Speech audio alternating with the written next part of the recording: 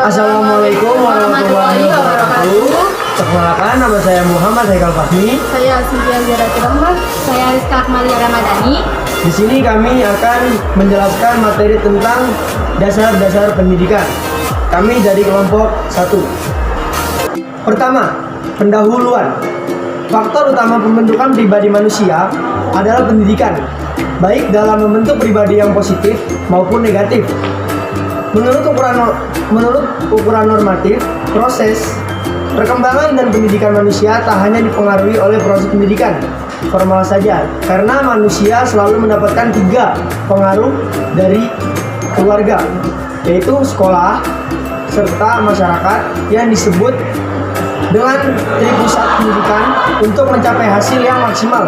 Dalam perkembangan pendidikan manusia tergantung berdasarkan sistem pendidikan formal dan informal atau di luar lingkungan formal. Selanjutnya itu adalah rumus masalah.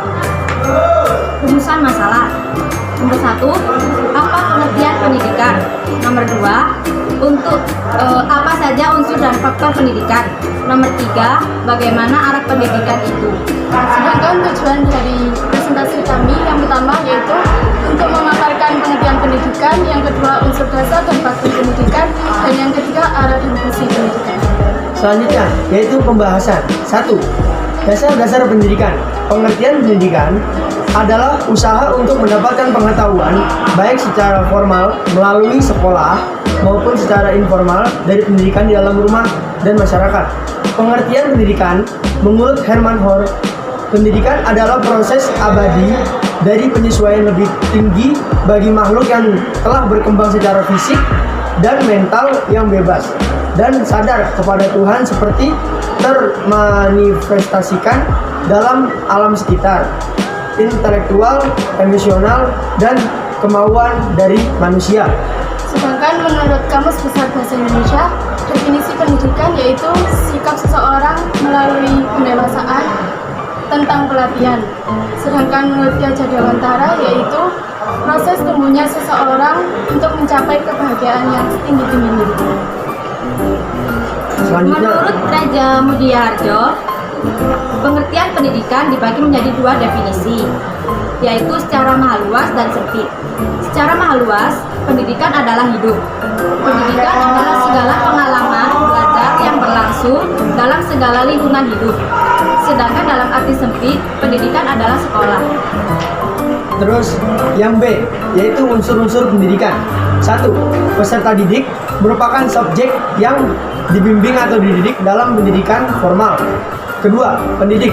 Pendidik adalah orang yang mendidik, dan pendidik bertanggung jawab terhadap pelaksanaan pendidikan. 3. Interaksi edukatif, yaitu adalah interaksi antara peserta didik dan pendidik. Keempat, tujuan pendidikan adalah ke arah mana ditunjukkannya pendidikan. Kelima, materi pendidikan adalah pengaruh yang diberikan dalam bimbingan. Keenam, alat dan metode adalah cara yang digunakan dalam bimbingannya yang dilakukan dengan sengaja untuk mencapai tujuan pendidikan. Ketujuh, lingkungan pendidikan adalah tempat berlangsungnya peristiwa bimbingan. Ya, faktor-faktor pendidikan. Yang pertama, faktor visual.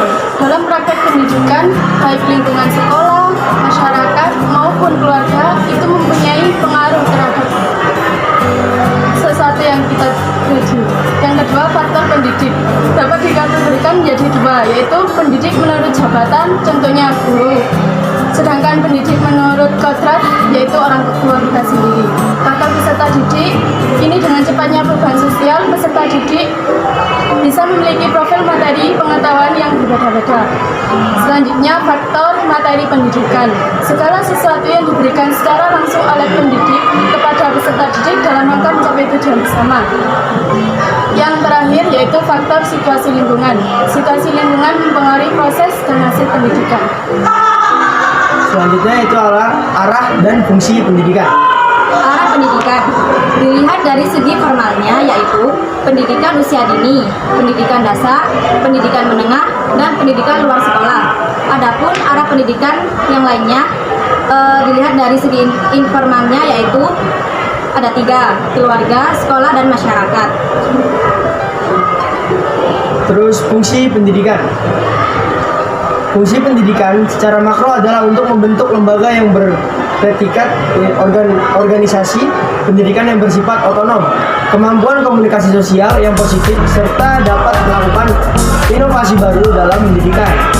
Secara mikro adalah pembentukan kerohanian manusia menjadi makhluk yang bertakwa serta beriman kepada Tuhan yang Maha Esa.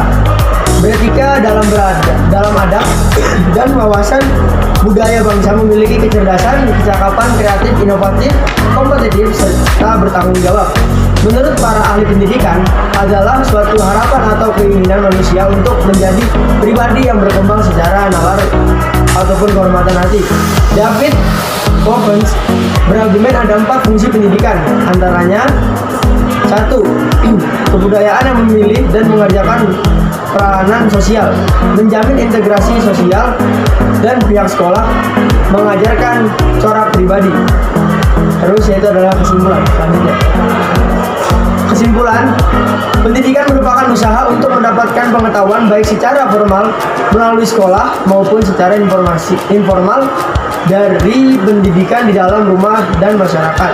Pendidikan mempunyai unsur-unsur yang berupa peserta didik, pendidik, interaksi edukatif, tujuan pendidikan, materi pendidikan, alat dan metode, dan lingkungan pendidikan. Faktor-faktor pendidikan meliputi faktor tujuan, faktor pendidik, faktor peserta didik, faktor isi atau materi pendidik, faktor metode pendidikan, dan faktor situasi lingkungan.